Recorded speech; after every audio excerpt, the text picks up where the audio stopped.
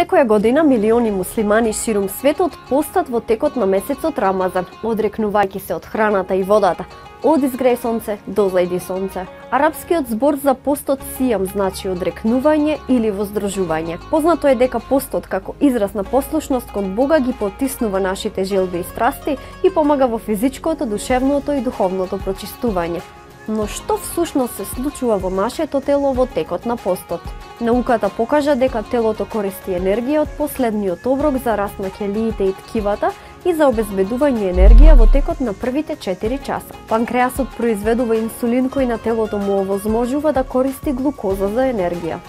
Од 4 до 16 часот, кога енергијата се намалува, телото ослободува масти и ги согорува за енергија. Автофагијата почнува во текот на оваа фаза. Тогаш се чисти мртвиот или оштетениот ќелиски материјал, кој инаку предизвикува старење и болести, вклучувајќи го и ракот. По 16 часот работите се забрзуваат во телото. Гликогенот во црниот дроб и мускулите, како и глукозата во ќелиите почнуваат нагло да се намалуваат, така што телото се ориентира кон складирање масти за енергија. Во текот на првиот ден нивото на шеќерот во крвта и крвниот притисок паѓаат.